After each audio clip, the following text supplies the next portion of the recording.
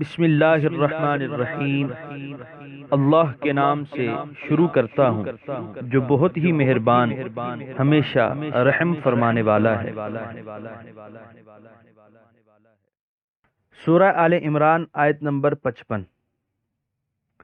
اذ قال اللہ یا عیسیٰ انی متوفیک ورافعک الی ومطہرک من الذین کفروا وجاعل الذین اتبعوک فوق الذین کفروا الی یوم القیامہ ثم الی مرجعکم فاحکم بینکم فیما کنتم فیہ تختلفون۔ ترجمہ: اور اللہ سب سے بہتر اور مؤثر خفیہ تدبیر کرنے والا ہے۔ یاد کرو جب فرمایا اللہ نے، اے عیسیٰ، یقیناً میں پوری عمر تک پہنچاؤں گا تمہیں، اور اٹھانے والا ہوں تمہیں اپنی طرف، اور پاک کرنے والا ہوں تمہیں ان لوگوں کی تہمتوں سے جنہوں نے تیرا انکار کیا، اور بنانے والا ہوں ان کو جنہوں نے تیری پیروی کی، غالب کفر کرنے والوں پر قیامت تک۔ پھر میری طرف ہی لوٹ کر آنا ہے تم نے، پس اس وقت میں فیصلہ کروں گا تمہارے درمیان ان امور کا جن میں تم اختلاف کرتے رہتے تھے۔ سورہ آل عمران آیت نمبر 55 کے پہلے حصے کی تفسیر۔ اے عیسیٰ، یقیناً میں پوری عمر تک پہنچاؤں گا تمہیں۔ علم معانی کا یہ مسلمہ قاعدہ ہے کہ اگر کسی لفظ کا ایک حقیقی معنی ہو اور دوسرا مجازی، تو حقیقی معنی کو مجازی معنی پر ترجیح دی جائے گی۔ ہاں، اگر کوئی ایسا قرینہ پایا جائے جس کے ہوتے ہوئے حقیقی معنی متاثر ہو، تو اس وقت معنی حقیقی کو ترک کر کے معنی مجازی مراد لیا جائے گا۔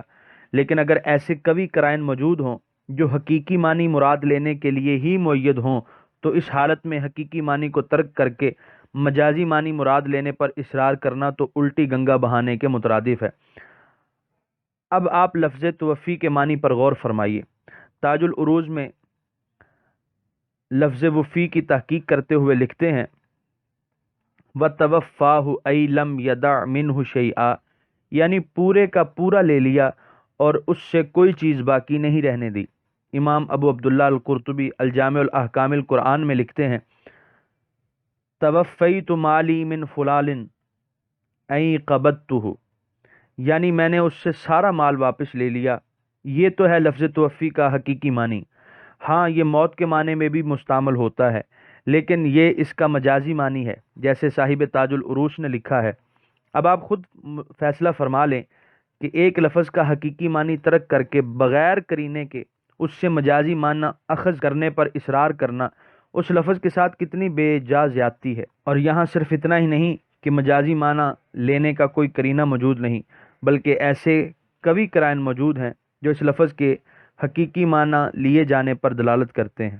آپ پوچھیں گے کہ وہ کون سے ایسے قرائن ہیں، تو اس کے متعلق عرض ہے کہ ایک تو اس آیت کا سیاق و سباق اس امر کا قوی قرینہ ہے۔ یہاں گفتگو نجران کے عیسائیوں سے ہو رہی ہے جو حضرت مسیح کی الوہیت کے قائل تھے۔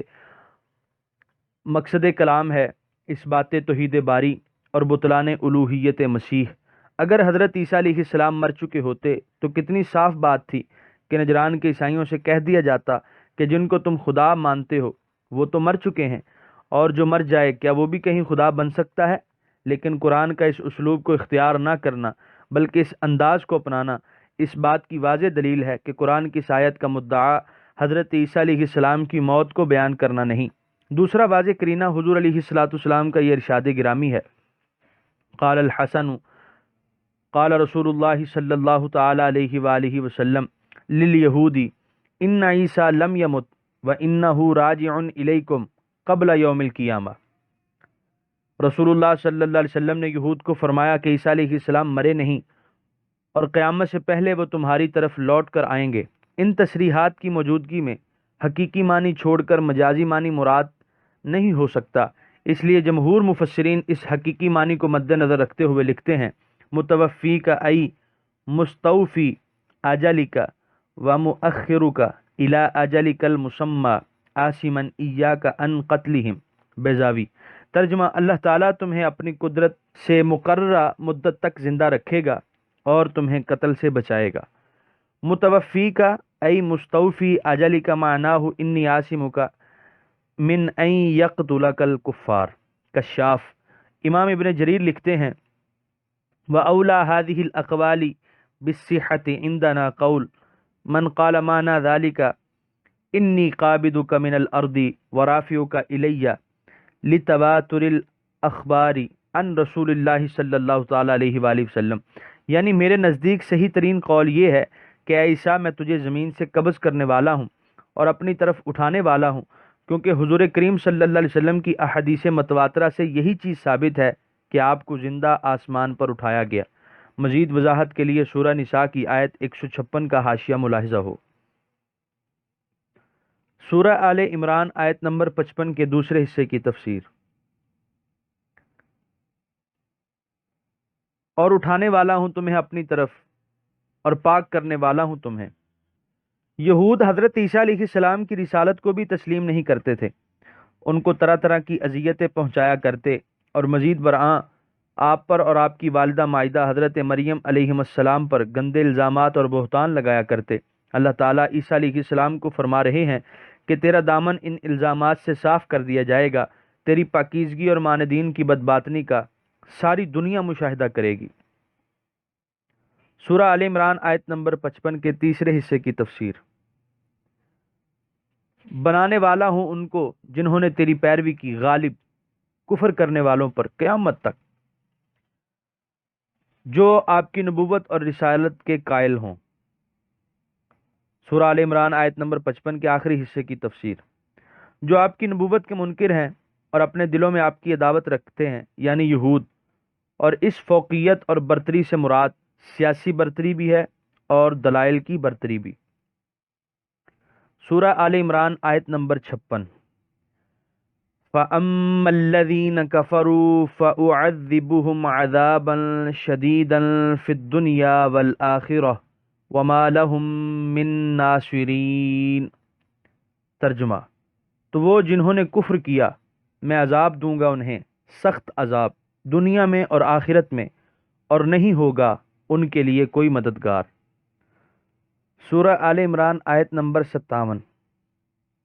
وَأَمَّا الَّذِينَ آمَنُوا وَعَمِلُوا الصَّالِحَاتِ فَيُوَفِّيهِمْ أُجُورَهُمْ وَاللَّهُ لَا يُحِبُّ الظَّالِمِينَ۔ ترجمہ، اور وہ جو ایمان لائے اور کیے نیک کام تو اللہ پورے دے گا انہیں ان کے اجر، اور اللہ تعالیٰ نہیں محبت کرتا ظلم کرنے والوں سے۔ سورہ آل عمران آیت نمبر 58۔ ذَلِكَ نَتْلُوهُ عَلَيْكَ مِنَ الْآيَاتِ وَالذِّكْرِ الْحَكِيمِ۔ ترجمہ، یہ جو ہم پڑھ کر سناتے ہیں آپ کو آیتیں ہیں اور نصیحت حکمت والی۔ سورہ آل عمران آیت نمبر 59۔ ان مثل عیسیٰ عند اللہ کمثل آدم خلقہ من تراب ثم قال له کن فیکون۔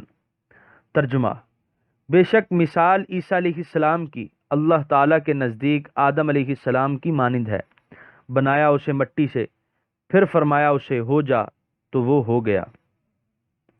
سورہ آل عمران آیت نمبر 59 کی تفسیر۔ عیسائی حضرت عیسیٰ علیہ السلام کی بن باپ پیدائش کو اس بات کی دلیل بناتے تھے کہ آپ خدا یا خدا کے بیٹے ہیں۔ قرآن کریم ان کی واضح تردید فرماتا ہے کہ اگر عیسیٰ علیہ السلام کے خدا ہونے کی یہی دلیل ہے تو پھر آدم علیہ السلام کے متعلق تمہارا کیا خیال ہے؟ اگر ان کو تم انسان مانتے ہو تو عیسیٰ علیہ السلام کو کیوں خدا یا خدا کا بیٹا بنا رکھا ہے؟ اللہ تعالیٰ کی قدرت کاملہ کے سامنے آدم اور عیسیٰ علیہ السلام کی پیدائش یکساں ہے، وہ بھی اس کی قدرت کی جلوہ گری ہے اور یہ بھی اس کی مشیت کی کرشمہ نمائی۔ نہ خدائی کا دم بھرنے کا اسے حق پہنچتا ہے نہ اسے، سب اس کے بندے ہونے پر اور اسے اپنا رب پہچاننے پر شکر گناہ ہیں۔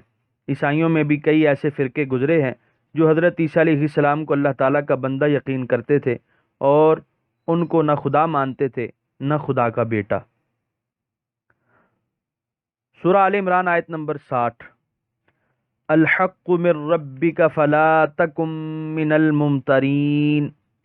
ترجمہ، اے سننے والے یہ حقیقت کہ عیسیٰ انسان ہیں تیرے رب کی طرف سے بیان کی گئی ہے، پس تو نہ ہو جا شک کرنے والوں سے۔ سورہ آل عمران آیت نمبر 60 کی تفسیر۔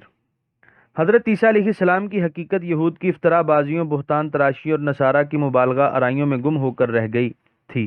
قرآن نے یہ سارے پردے ہٹا دیے، ان کی اور ان کے والدہ کی طہارت و پاکیزگی، ان کی عجیب و غریب پیدائش، ان کے حیران کن معجزات بھی بیان کر دیے اور ان کا بندہ ہونا بھی ثابت کر دیا۔ اب اس پر یہ کہہ کر مہر تصدیق ثبت کر دی کہ الحق من ربک، یہ وہ سچی حقیقت ہے جو اللہ تعالیٰ نے بیان فرمائی ہے، اس لیے اس میں شک و شبے کی کوئی گنجائش نہیں۔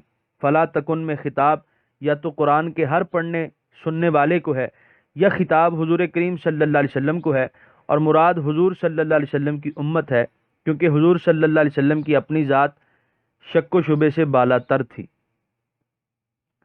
سورہ آل عمران آیت نمبر 61۔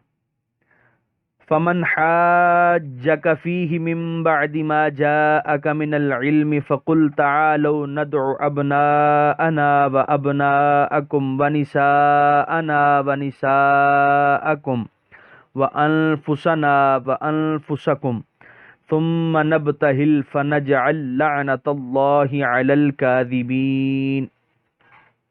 ترجمہ۔ پھر جو شخص جھگڑا کرے آپ سے اس بارے میں اس کے بعد کہ آگے آپ کے پاس یقینی علم، تو آپ کہہ دیجئے کہ آؤ ہم بلائیں اپنے بیٹوں کو بھی اور تمہارے بیٹوں کو بھی، اپنی عورتوں کو بھی اور تمہاری عورتوں کو بھی، اپنے آپ کو بھی اور تم کو بھی، پھر بڑی عاجزی سے اللہ کے حضور التجا کریں، پھر بھیجیں اللہ تعالیٰ کی لعنت جھوٹوں پر۔ سورہ آل عمران آیت نمبر 61 کے پہلے حصے کی تفسیر۔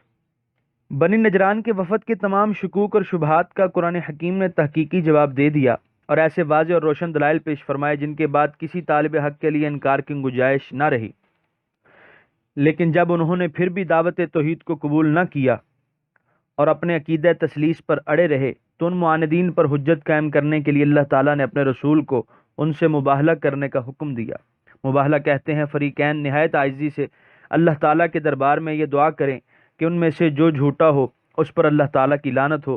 چنانچہ حضور کریم صلی اللہ علیہ وسلم حضرت امام حسین رضی اللہ عنہ کو اٹھائے، حضرت حسن رضی اللہ عنہ کو انگلی سے پکڑے تشریف لائے، اور حضور صلی اللہ علیہ وسلم کے پیچھے پیچھے خاتون جنت اور ان کے پیچھے حیدر کرار آ رہے تھے، اور حضور صلی اللہ علیہ وسلم نے وفد نجران کو مباہلہ کی دعوت دی۔